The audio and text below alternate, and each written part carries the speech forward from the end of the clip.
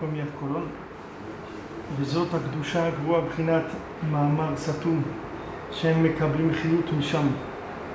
Et cette קדושה très élevée qui s'appelle la parole fermée, c'est-à-dire la parole qui n'a donné aucune création. Et maintenant toutes les clipotes, elles reçoivent de là-bas. זה בחינת אהבה שבדעת שהיא למעלה מהמידות והימים. Ça s'appelle l'amour qui est dans le da'at d'Hachem, c'est-à-dire dans l'esprit d'Hachem, que ça c'est au-dessus des mesures et des jours. Shubrinat Toraita de Atika, de Atida Lidgaria, les Atid Lavo. Ça c'est la Torah ancienne qui va se révéler dans le futur. Cette Torah ancienne, qu'aujourd'hui on sait, Rabbeinu l'a dit que c'est sa Torah, de l'écouter Moharan, c'est pour Masiot que Rabbeinu il a révélé. Elle s'appelle la Torah ancienne. Et elle se révèle maintenant parce que on en a besoin, les gens ils en ont besoin plus que jamais. Et c'est que Shkata Rabbeinu Zal b'Ma'amar mi'aï shechat etzchaim et des échemotzi yem nekutoi bar yem ka klipot. Maintenant, par le fait que Rabbeinu dit dans la Torah 33 que par le fait qu'on fait sortir Akadosh Baruch Hu du plus profond des klipot, Anoua klipa shniya anal, c'est-à-dire la deuxième klipa, Chinat Avodazara, qui est la Avodazara, qui sont les lois, les décrets des idolâtres.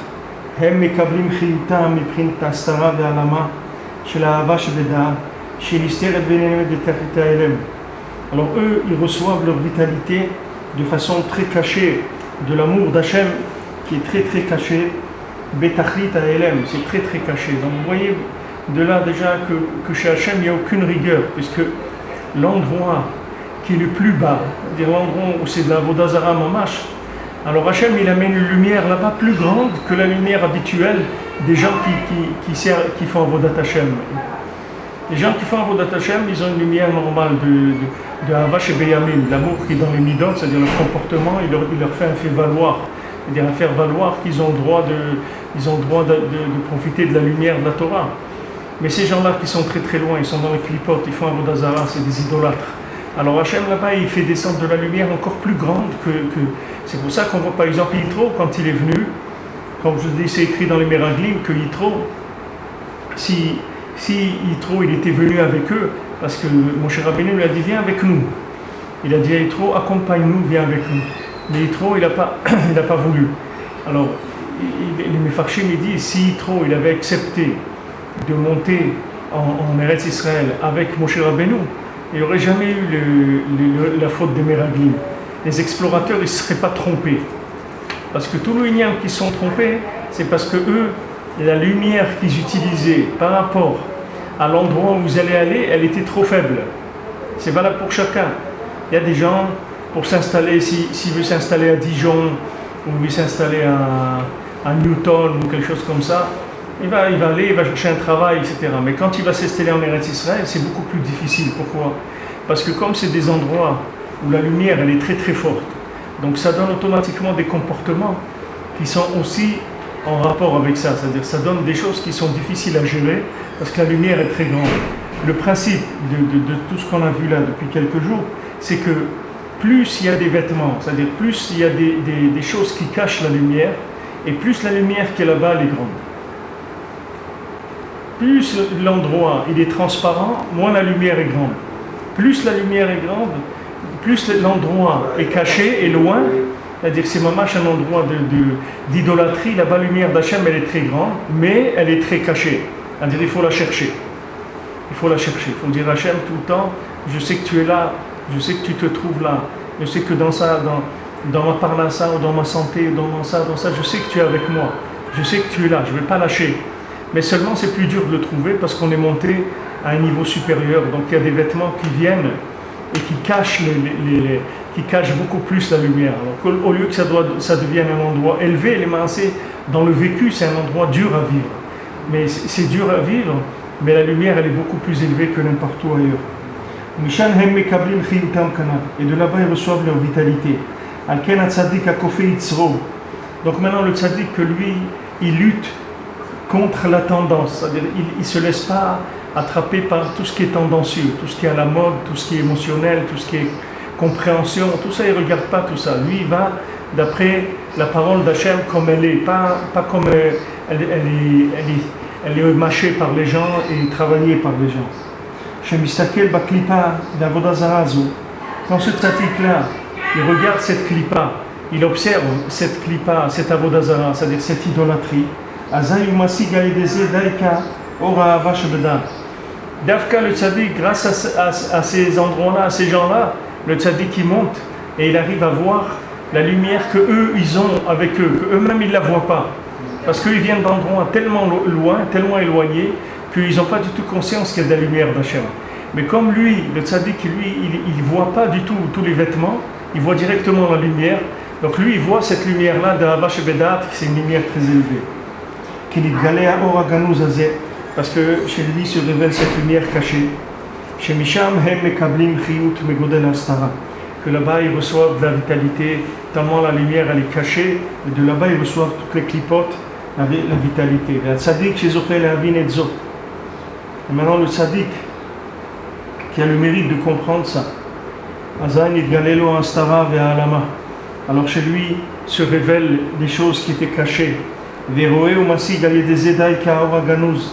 Et lui, précisément par ça, par cette situation-là, il va voir la lumière cachée du monde. Chez Misham Ayum Mekablim Chiyutam, que de là-bas ils recevaient leur vitalité. Avatzrichim Lazet Tzadik Gadol Benora Meod. Mais pour ça, il faut un très grand tzaddik, très redoutable. C'est pas un tzaddik comme ça ou un rav comme ça qui peut faire ça. Ça, il faut un tzaddik très élevé. Que lui, quand il vient dans un endroit, alors toute la klipa elle tombe. Il reste que la vitalité divine de l'endroit. Que lui, il peut venir faire sortir les gens qui sont tombés là-bas. Et casser cette klipa-là. Et il peut révéler la lumière de la sainteté très élevée qui est là-bas, c'est-à-dire la lumière cachée. Voilà, ce tzaddik-là, qu'est-ce qu'il fait? C'est un tzaddik que, quand lui vient, le Mahansé, il va récupérer des lumières qui sont très élevées. Comme nous aujourd'hui, comment chacun il a eu le souhait de se rapprocher de la Torah, de s'approcher de Rabbeinu. C'est parce que Rabbeinu, il a vu là-bas qu'à l'endroit où il était, il y avait ce monsieur-là ou cette dame-là, là-bas il y avait une très grande lumière. Maintenant, il va le faire sortir de là-bas, il va faire sortir la lumière. C'est comme ça qu'il va le libérer. Rabbeinu dit dans l'écoute Moharan que quand on a un ennemi, alors il faut pas se battre contre lui, il faut essayer de le juger positivement. Et à ce moment-là, ça annule l'ennemi. C'est-à-dire l'ennemi disparaît. Comment ça se fait maintenant qu'en jugeant positivement quelqu'un, ça va faire disparaître son côté, sa haine, tout ça? Parce que maintenant, sa haine, tout ce qu'il a construit, il a construit sur quoi? Sur la présence divine qu'il y a dans cet endroit-là. Comme ici, d'où ils ont construit les Palestiniens, tout ça, d'où ils ont construit cette haine-là, cette haine féroce, cette cruauté. Ça vient d'Akdoucha d'Eretz Israël. C'est ça qui fait cette haine, cette cruauté. S'ils s'habitaient à Bilbao ou à Barcelone, ils seraient moins énervés.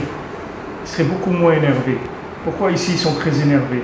Parce que comme c'est un endroit très élevé, alors il y a une grande Kedusha.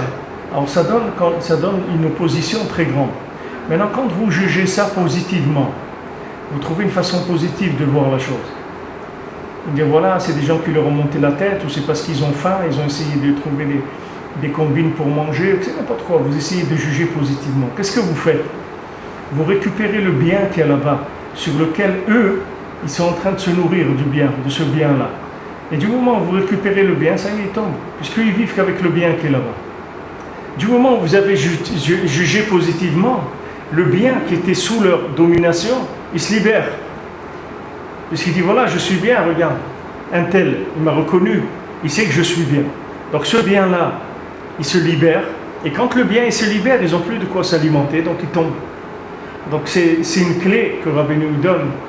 Et comme souvent Rabbeinu donne des choses qui sont complètement contre la logique, mais Béhémet, c'est comme ça qu'on peut se débarrasser d'un ennemi. Parce qu'un ennemi, c'est quelqu'un qui veut empêcher le bien de sortir. C'est ça, c'est des clipotes qui gardent le bien pour essayer d'en vivre, de vivre avec ce bien elle-même. elles-mêmes, elles veulent vivre avec ce bien. Donc maintenant, quand vous dites non, là-bas, je sais qu'il y a du bien. Je sais qu'il y a du bien. Ça vient parce que ça, vous trouvez, vous essayez de juger positivement. Quand vous jugez positivement, vous libérez le bien. Quand vous libérez le bien, tout ce qui s'était construit sur ce bien, tout le mal qui s'est construit sur ce bien, il tombe. Il n'existe plus. Donc c'est la façon la plus efficace de se débarrasser des ennemis. Donc quand quelqu'un il veut faire tomber un système, il ne faut pas qu'il se batte contre le système. Parce que s'il se bat contre le système il va devenir encore plus féroce que lui. Parce que le système veut protéger le bien sur lequel il est assis. C'est-à-dire le bien d'où il tire sa vitalité. Mais si la personne elle juge positivement, qu'est-ce qu'elle fait? Elle libère le bien qu'il y a là-bas. Quand elle libère le bien qu'il y a là-bas, l'autre il n'a plus sur quoi il n'a plus sur qui s'appuyer. Donc ça y est, il tombe. Quand vous avez il y a des choses qui sont... On veut faire tomber, par exemple, un mouvement ou autre. Alors qu'est-ce qu'on fait? On va voir les gens qui financent ce mouvement-là. Et on leur dit, voilà, vous savez, c'est pas bien d'aider ça, etc. Maintenant, quand on dit ça, on enlève, les gens ils ne donnent plus l'argent, le nerf de la guerre. Il n'y a plus de guerre, il n'y a plus de quoi faire quoi que ce soit. C'est-à-dire ceux qui amenaient l'énergie pour que la chose elle puisse tourner, alors la chose elle ne peut plus tourner. Maintenant, dans le spirituel, c'est le même principe. C'est-à-dire que eux, tout système, qui soit valable ou non valable, mais tout principe de système, mais des systèmes surtout qui sont opposés à la Kedusha, des systèmes d'idolâtrie, ces systèmes-là, ils s'alimentent d'une Kedusha qui est très élevée. Donc quand maintenant vous jugez positivement ces gens-là, vous jugez positivement ce système, le bien, il vient vers là où vous l'avez jugé positivement, donc vous l'avez libéré. Vous l'avez libéré. Quand vous l'avez libéré, ils n'ont plus sur qui s'alimenter. Sur quoi il va s'alimenter? Il n'y a plus de bien là-bas. Parce que le principe, c'est que le mal, il s'alimente que du bien. Il n'y a pas d'alimentation négative, ça n'existe pas. Ça n'existe que du positif qui alimente le négatif. Le positif, il alimente tout.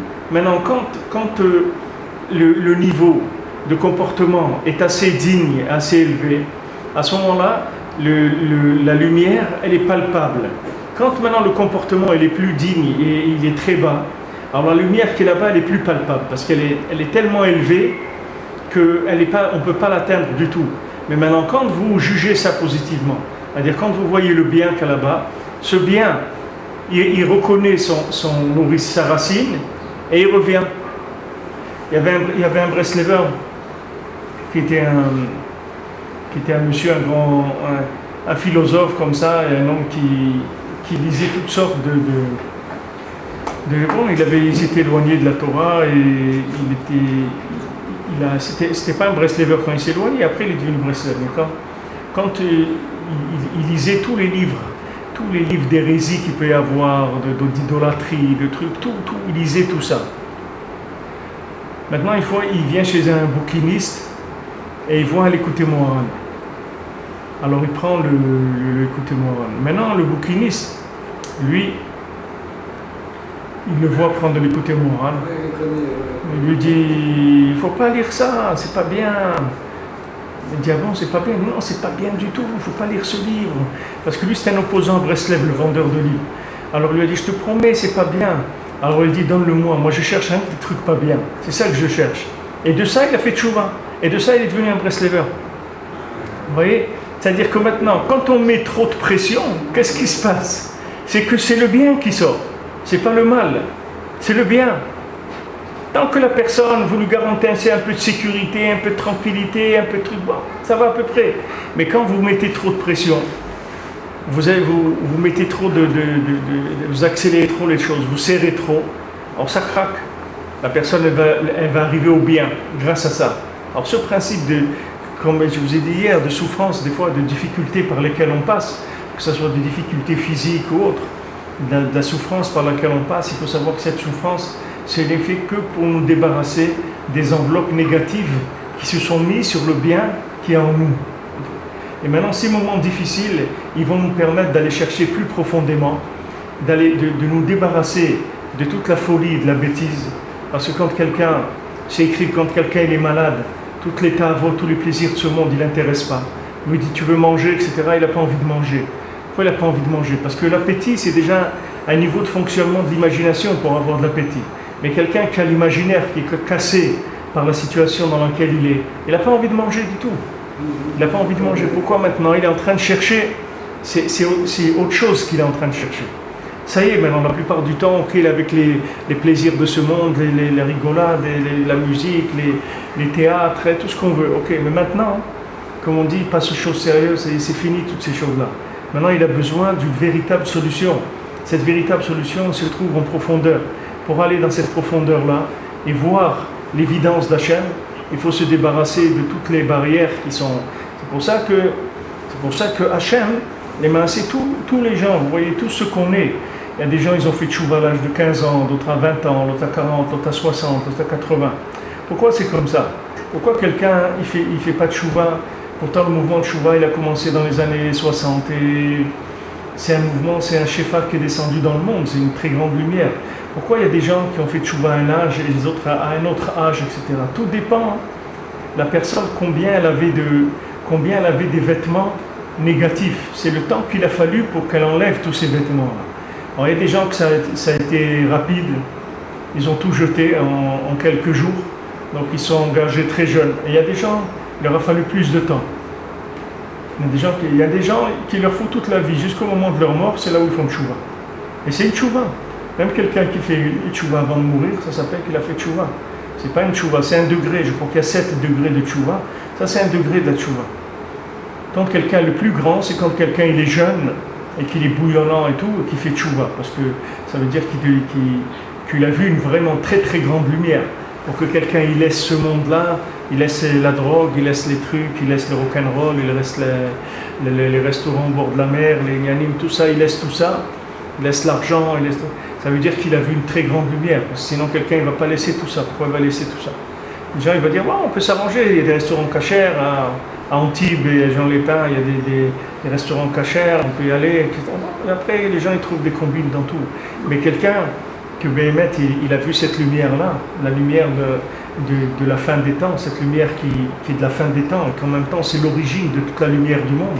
Alors lui, il laisse tous les vêtements, ça ne l'intéresse plus. Ça ne l'intéresse plus. Quand Yosef, il est chez la Mitzri, elle prend son vêtement, elle lui dit, garde-le, tu veux garder mon vêtement, garde-le, je n'ai pas besoin. Tu veux garder le vêtement, garde-le. Elle croyait qu'elle allait l'attraper avec le vêtement qu'il avait. Mais lui, son vêtement, c'est comme s'il n'avait pas de vêtement. Ce n'était pas un vêtement épais, c'était un vêtement de lumière, c'est pas un vêtement épais. Donc il a dit, tu veux garder ça me dérange pas, c'est pas avec ça que je fonctionne. Donc, c'est pour ça aussi que son père lui a fait un vêtement, une tunique comme ça avec des rayures. J'ai pris un tokef anasil pourri. C'est ça le grand miracle qu'il y a eu à Purim. Haman Aracha, Hachav Shelo Yuchlo Israël, Inatsel Miyado Chadashav. Haman, il a cru, il a dit, ça y est, c'est fini, ils vont plus pouvoir se sauver de Mama. Comme on dit, je les tiens, c'est fini, ils pourront pas m'échapper. Avant Hashem Yitbarach Haman al Israël, mais Akadosh Baruch Hu, il a eu pitié du Ham Israël. Ve'igdim refoua la Maka. Et Akadosh Baruch Hu, il a devancé le médicament à la maladie. Toujours, Hachem, il envoie le médicament avant la maladie. C'est pas la maladie qui fait découvrir le médicament. Il faut que vous sachiez que c'est pas parce que quelqu'un il est malade qu'il trouve le médicament. Le médicament, il est venu avant la maladie. Toujours le médicament est vient avant la maladie. Parce que la lumière, elle est toujours avant l'obscurité. C'est-à-dire, elle est toujours plus haute que l'obscurité. Il n'y a pas d'obscurité qui peut cacher de la lumière d'Hachem. N'importe quelle obscurité où quelqu'un il peut toujours crier vers Hachem et dire Hachem, où es-tu? Regarde dans quel pétrin je me trouve, etc. Ne m'abandonne pas, ne me laisse pas.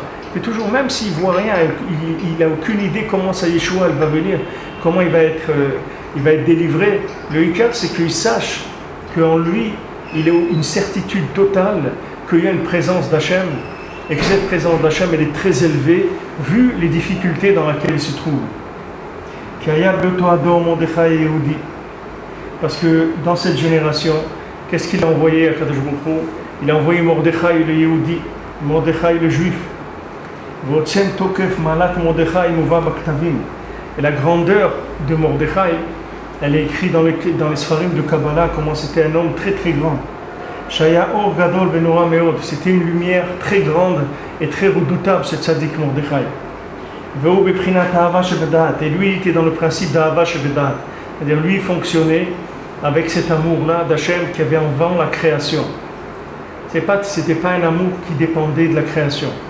C'est pas un amour qui s'est fait avec Hachem parce que Hachem il est bon, Hachem il lui a donné de la parnassa, Hachem lui a donné une femme et des enfants et la santé. C'est pas pour ça qu'il aime Hachem. Il aime Hachem indépendamment de tout ça, ça n'a rien à voir avec ça. C'est pas un amour qui dépend des choses. C'est ça l'amour qu'il avait pour Hachem, Mordechai. Qui Mordechai Begimatria Vera Chesed Kamova. Parce que le nom Mordechai, c'est une valeur numérique de Vera Chesed. Vera Chesed, qu'on dit dans Hachem Kelachum Vechanu Lechapayim Da Chesed. Vera Chesed Vehemet. Quand on dit Vera Chesed Vehemet, Rav Chesed c'est Gematria, c'est la valeur numérique de Mordechai. Rav Chesed c'est Prinat Ahava Shebadat. Mais Chesed, comme il a demandé, je crois que c'est Lionel qui a demandé l'autre jour, c'est le Chesed. Alors je lui dis que non, que le Chesed c'est déjà quand c'est dans des midot. C'est la révélation de cet amour dans déjà de quelque chose de concret qui s'appelle le Chesed. Mais quelqu'un, il peut aimer quelqu'un d'autre et il lui donne rien du tout. Et il fait rien pour lui. Il fait rien pour lui. Il l'aide pas. Il lui donne rien. Et pourtant, il va l'aimer plus que quelqu'un qui l'aide et qui lui donne. Parce qu'il y a une ahava qui est pas dépendante des mesures. C'est un amour qui est autre. Qui est ahava shebeyamim uprinat chesed shiyuma deazin kule uyomin. Parce que l'amour qu'il y a dans les jours, c'est le chesed qui va, c'est le jour qui va avec tous les jours. C'est-à-dire, il y a un jour qui accompagne tous les jours, qu'on avait Yomam Yetzave Hashem Chazdo. On a vu qu'Hachem, il met son chesed dans les jours. C'est-à-dire qu'on va voir la bonté d'Hachem dans les jours. Par le fait qu'on va avoir des beaux fruits, qu'on va avoir des belles situations, des choses agréables, qu'Hachem il va nous donner de la joie dans le cœur, des choses. Tout ça, c'est de l'amour qui est dans des midot, dans des mesures. Vera Chesed Zeprinat Ahava Shebedat. Alors il y a Chesed et il y a Rav Chesed. Rav Chesed, ça veut dire le grand Chesed, ça c'est l'amour Shebedat, ça c'est l'amour qui est dans la racine, pas dans la révélation. Shou le Malami Chesed Stam, c'est au-dessus de Stam Chesed. Voprinat Rav Chesed, et ça s'appelle Rav Chesed. Zeprinat Mordechai, canal. Ou Mahmad Shayam et Prinazo. Comme lui, il avait cette ahava chez Bedahat, lui il pouvait casser Aman Amalek. Lui il pouvait le casser Aman Amalek. Il n'avait pas peur d'Aman Amalek parce que lui, la lumière avec quoi il vivait, c'était une lumière qui était bien au-dessus de toutes les clipotes de Aman Amalek. Vous voyez, bon, Hachem, combien de milliers de gens des Balei Tchouva, ils sont là et ils laissent des choses, des carrières, combien des Breslevers, c'était des gens brillants dans l'armée, des pilotes de chars, des trucs, ils ont tout laissé, ils sont mis dans la Torah. Des gens sur lesquels l'État il a investi des millions pour les former. Et ils ont tout laissé du jour au lendemain, ils sont venus dans la Torah. Ils ont vu le Tov, ils ont laissé tout ce qu'il y avait dans ce monde. Maintenant, des Balei Tchouva qui ont vu cette lumière-là, vous n'allez pas les acheter avec des choses de ce monde. Parce que la lumière qu'ils ont vue, elle est au-dessus de tous les plaisirs qui peuvent être amenés par ce monde. Tous les plaisirs qu'on peut donner à quelqu'un, c'est dans des mesures de ce monde. Mais la Ahava Shebedat, c'est-à-dire l'amour d'Hachem, dans la racine, ça c'est au-dessus de tout. Donc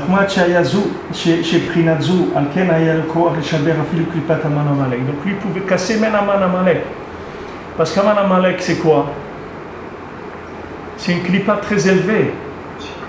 C'est la clipa de Mamash très très élevée. Vous voyez comment ils aiment la mort et les suicides, et les trucs suicidaires, tout ça, se faire exploser, tout ça c'est Aman Amalek. Mais il faut savoir que le Tov qui est là-bas, c'est le plus grand Tov qu'il y ait jamais eu dans le monde. C'est le Tov de la Géoula qui va sortir, qui est caché là-bas.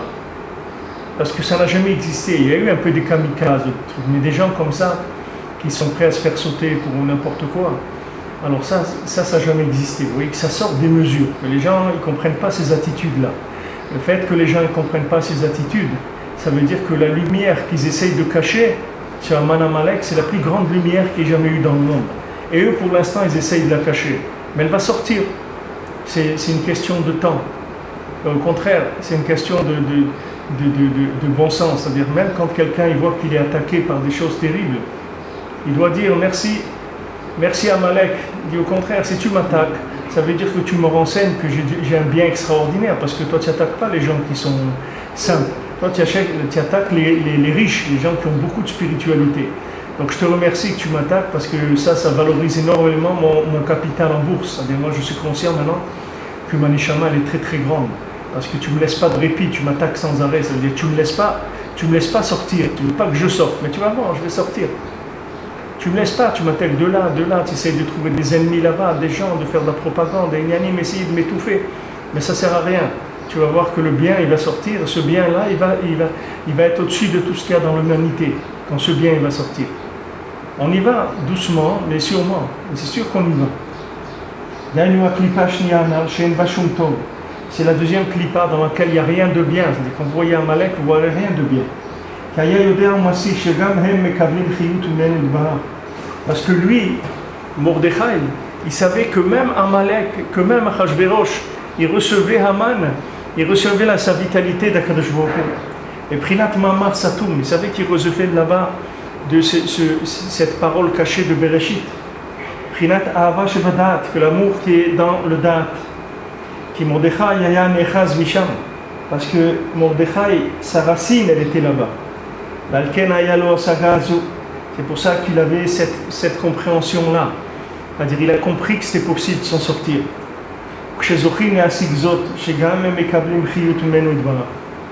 Et quand on a le mérite d'atteindre ça, c'est-à-dire on prend conscience que même ces gens-là que vous voyez les plus éloignés, même du genre humain, c'est-à-dire des gens qui sont à un niveau de destruction terrible, mais vous savez que même là-bas, il y a Akadosh Baruch Hu, ils reçoivent sa vitalité de lui. Et Prinat Ma'amar Satoum, de la parole fermée, alors là, ils se plient, ils se soumettent et ils disparaissent complètement. Vous voyez, c'est pas la guerre qu'il faut faire. C'est juste prendre conscience que Hachem, il est là-bas. Je dis, je sais que Hachem, je sais que tu es là-bas. En prenant conscience que Hachem est là-bas, c'est ça qui les annule complètement. Parce que toute la vitalité, il ne l'attirait que du fait que Akadosh Baruch Hu était caché là-bas.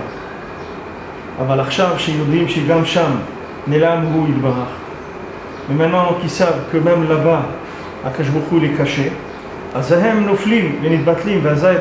ce moment-là, quand on sait qu'il y a Hachem là-bas, on dit à Hachem, ouais, je sais, c'est toi qui es là.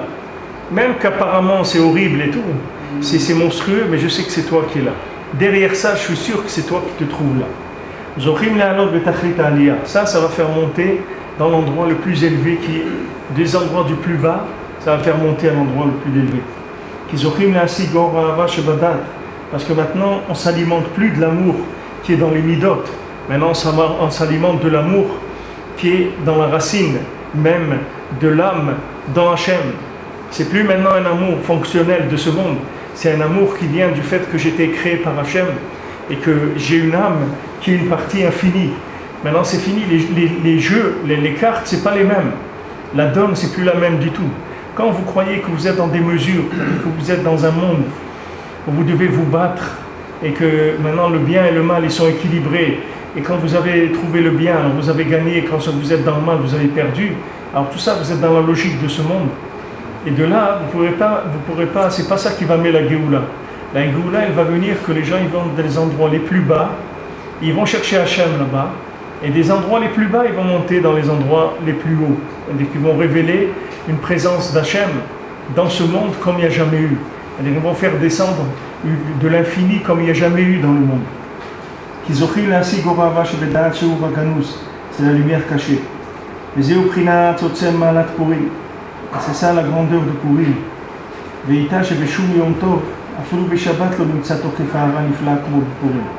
C'est écrit qu'il n'y a aucun Yom Tov, même Shabbat, il n'y a pas une lumière comme Purim. La lumière de Purim, elle n'a rien à voir avec tout ce qu'il y a dans l'année. C'est la lumière la plus élevée qui est dans l'année. Qui béhémet ifli Hashem itbarach imanu veitapech meifouk alifouk mamash. Akadosh Baruch Hu, il a fait des merveilles avec nous. Il a fait vana'afochu. On dit, il a retourné. C'est-à-dire que, qu'est-ce qu'il lui a dit? Qu'est-ce qu'il lui a dit à Achashverosh? Qu'est-ce qu'il a dit à Haman? Alors, qu'est-ce que tu penses que tu ferais à celui que Hachem il aime, que le roi il aime? Il dit, ben voilà, je lui donnerai un costume, je le montrerai je mettrai la couronne du roi, et je lui donnerai le cheval blanc d'Henri IV, et les trucs, et des nianim et des nianim. Il dit, ben tu vois ce que tu as dit là, tu le fais à Mordechai. C'est ça quand ça se retourne.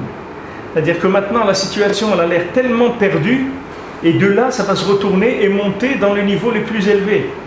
Maintenant Mordechai il n'avait pas besoin de ça. Mordechai il aurait dit, bon écoutez, laissez-nous tranquilles, c'est tout ce qu'on vous demande, on ne veut pas de couronne, on ne veut rien.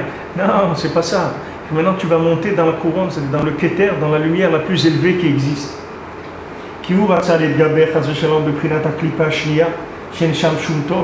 Parce que lui, Haman, il a voulu attaquer avec la deuxième clipa de Avodah Zarah dans laquelle on ne voit pas le bien du tout. Et grâce au tzaddik Mordechai, alors ça s'est retourné complètement. Parce qu'ils ont été zochés que la lumière d'Hachem qui vient de la racine du monde, elle se révèle. Que toute la vitalité de la clipa, elle vient de cet endroit là-bas. C'est tellement de lumière cachée que la clipa elle peut s'alimenter parce que la lumière elle est très très cachée, elle n'est pas exploitable. Et à ce moment-là, maintenant, il s'est révélé cette lumière cachée et tout le mal il s'est annulé. Tout le mal il s'est annulé. Rabbeinu il a dit, tout celui qui vient à Ouman, le voyage de chacun à Ouman, ça rapproche la Géoula. Ça rapproche la Géoula. Regardez, ils ont été mettre maintenant une croix de 5 mètres ou 10 mètres d'eau, juste à l'endroit où on va au Shashana pour faire le tashlich. Vous voyez que la guerre, elle n'est pas finie. Mais vous croyez que c'est terminé. Que maintenant les gens, ils mangent des sandwichs, ils boivent de la bière et de la vodka. Non, la guerre, elle n'est pas terminée. C'est-à-dire qu'il y a une lutte sans arrêt. Et chaque fois que quelqu'un il va là-bas, c'est les gens qui vont là-bas, ce n'est pas les gens les plus reluisants de l'humanité en général. Alors quand ils arrivent chez le tzaddik qui fait sortir le bien qu'il y a dans ces gens-là. Comme ces gens-là, c'est des gens qui sont très bas, donc le bien qu'il y a en eux, il est très haut. Donc quand le tzaddik il révèle ce bien qui est très haut, avec ça il rapproche la Géoula, avec ça il rapproche des gens, avec ça il ramène d'autres gens. C'est pour ça que chacun qui va au Man, il doit avoir une simcha nifla, parce qu'il sait qu'il participe à quelque chose de nifla. C'est comme des transplantations, si vous voulez. C'est-à-dire que le tzaddik il prend la lumière d'un Baal Tshuva qui est venu, qui a trempé dans toutes les poubelles de l'humanité, et il prend cette lumière-là, qui est une lumière très très élevée. Et lui, comme lui, il n'a rien à voir avec le mal, il n'a rien à voir avec la combine de ce monde, le tzaddik. Quand le Baal Tshuva il arrive, tout ce mal-là, il tombe. Il reste rien que le bien qu'il y avait en lui, qui est un bien très très élevé. Alors ce bien-là, il enrichit le capital spirituel du Ham Israël. C'est comme ça que la Géoula elle vient. Et atléat, doucement, doucement, mais il faut savoir qu'à un moment, le couvercle il va sauter. Il va y avoir une action de quelqu'un et le couvercle il va se lever, c'est fini. Ça ne va pas rester comme ça tout le temps. Il va y avoir un moment où quelqu'un va faire quelque chose, que cette chose-là, elle va mettre une lumière qui va faire sauter le couvercle. Avant, il était le couvercle, le poids du couvercle, il tenait. Maintenant, il va y avoir une telle lumière qu'on va arriver à faire sauter le couvercle. Qui est Chiltam Rak Me'astara. Parce que maintenant, toutes ces clipotes, elles ne vivent que parce que la lumière d'Hachem, elle est cachée, c'est pour ça. C'est-à-dire, s'il y avait une évidence d'Hachem là-bas, elles n'existeraient pas. Si Hachem, il sortait de là où il est caché, il leur dirait, bande de trucs, attendez, il les éliminerait tout de suite. Hachem, il envoie, il peut détruire, c'est rien du tout. Mais comme maintenant, là-bas, Hachem, il veut que le monde, il fasse tchouva, que le monde, il revienne vers le bien. Donc Hachem, il alimente de façon très très cachée les endroits les plus éloignés, sans qu'ils se rendent compte. Alors toutes les fêtes, elles vont être annulées dans le futur, sauf Purim. Purim, ça va toujours durer. Parce que Purim, c'est la révélation de l'amour d'Hachem qui était antérieur à la création du monde. Chez Galé Ati de l'amour qui va se révéler dans le futur, quand Mashiach va venir, quand tu auras la résurrection des morts. Et cet amour nifla qui va se révéler. C'est pour ça que même dans le futur, Purim, c'est quelque chose qui va toujours rester. Parce que, comme Rabbeinu il a dit, toutes les fêtes, elles sont un souvenir de la sortie d'Égypte, c'est-à-dire qu'on va chercher l'énergie dans la sortie d'Égypte. Mais Purim, c'est pas ça. Rabbeinu il a dit Purim, il dit que maintenant, Unheint, Rabbeinu il a dit maintenant, tout c'est à Purim. Tout commence à Purim. tout va commencer à pourrir. Parce que c'est la lumière qui n'est plus dans l'intérêt de ce monde, qui n'est plus dans les manipulations possibles.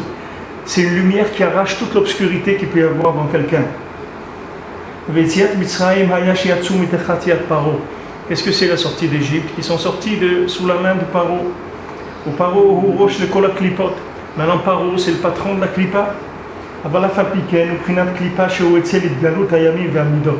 Malgré ça, Paro, ça reste une Klipa qui fait partie de la politique des choses de ce monde, des plaisirs et de ce monde. C'est pas une Klipa comme Amalek. Qui Paro Otiot Aoref, parce que les lettres Paro, c'est Aoref, ça veut dire la nuque. Paro, c'est la nuque, c'est-à-dire il vous met les choses à l'envers pour pas que vous voyez la vérité. Mais il manipule des choses qui sont des choses de ce monde.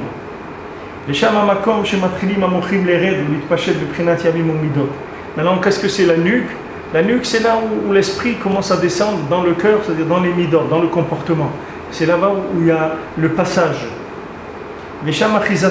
Paro, il est là, dans la nuque, pour essayer de détourner les midot. C'est sûr que c'est une très grande klipa, Paro. Mais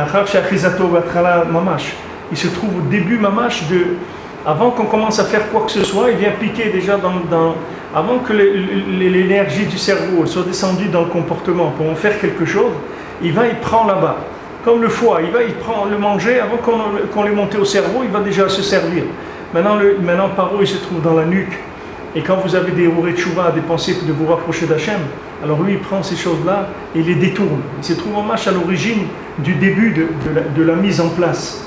Avalo Samouk le Prinat Ayamim Ve'amidot, mais il reste proche des jours et des mesures. Ça reste quelque chose de mesuré.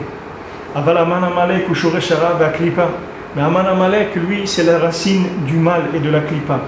Comme c'est écrit Reshit Goyim Amalek. Comme c'est écrit la tête des nations, c'est Amalek. Parce que lui, il s'alimente du fait que l'esprit est caché. Le Prinat Mahamar Satoum. Et puis ils disent ça, regardez tous les gens, ils font des discours de président de la République, ils font ça, ils font l'autre. Pourquoi ils profitent de danser?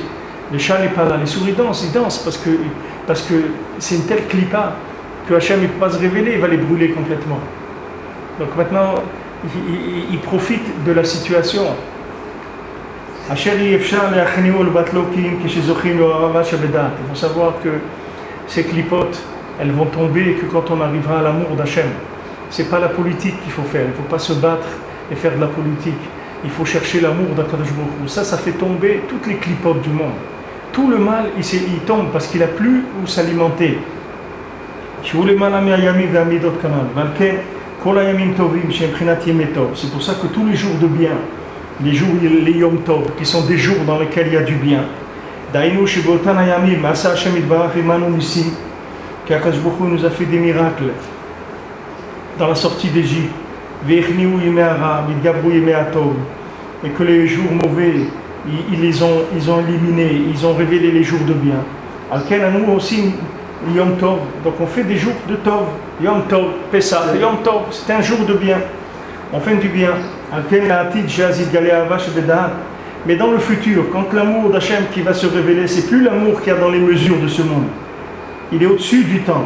Donc les jours bien, ils vont disparaître parce que cette notion-là, elle ne sera plus là puisqu'on va être au-dessus du temps. On ne va plus dans le bien qui rentre dans le temps, on va être dans le bien qui est au-dessus du temps. Mais Purim que maintenant c'est l'amour qui se trouve dans la racine même des choses. Que ils ont fait tomber la klipa de Aman Amalek. Chez Nikato Misham, que lui il prend de là-bas, de cet endroit très élevé. Et Prinata Astarai, que tout est caché, de tout ce qui est caché, c'est pour ça que c'est Megillat Esther, c'est pour ça qu'il n'y a pas le nom d'Hachem dans Megillat Esther, parce que c'est une kedusha tellement élevée qu'elle ne peut pas prendre forme. C'est pour ça que Purim, vous pouvez travailler, vous pouvez faire tout ce que... Il n'y a aucune restriction les jours de Purim. Il n'y a pas de restriction, parce que ça ne rentre pas du tout dans des mesures de ce monde. Pour ça que les jours de Purim, ils ne disparaîtront pas, même dans le futur. Parce que à ce moment-là, dans le futur, on aura le srout de voir cette lumière de Purim. Cette lumière-là, qui est l'origine de toute la lumière qu'il y a dans le monde. Et cette lumière-là de Purim, c'est une lumière, c'est-à-dire que dans le futur, les maasés, ça sera Purim tout le temps. C'est-à-dire on verra que dans Purim, cette atmosphère de Purim, de joie, de chesed qui est entre les gens, d'amour, etc. Ce sera que ça la vie. Il n'y aura que ça.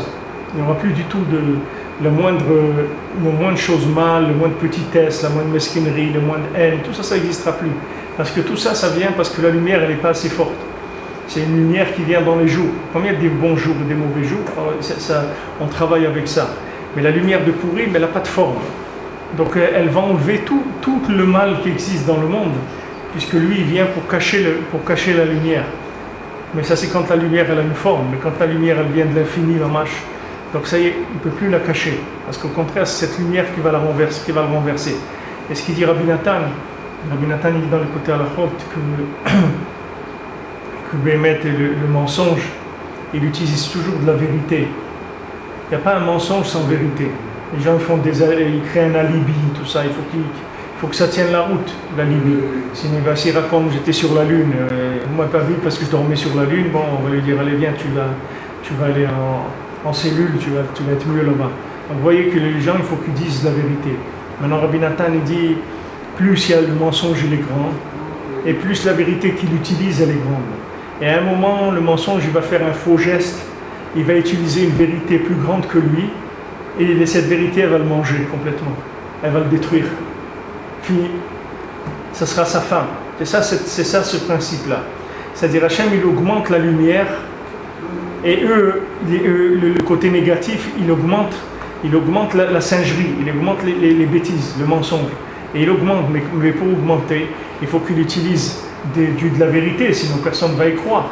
Il faut dire, voilà, ce peuple-là, c'est un peuple, il faut l'aider, ils n'ont pas de quoi manger, il faut bien qu'ils se basent sur quelque chose de vrai, sinon ça ne va pas marcher. Alors maintenant, plus il va vouloir mentir, et plus il va amener des arguments, jusqu'à qu'à un moment, il va ajouter un argument, que cet argument, il va le renverser à lui-même.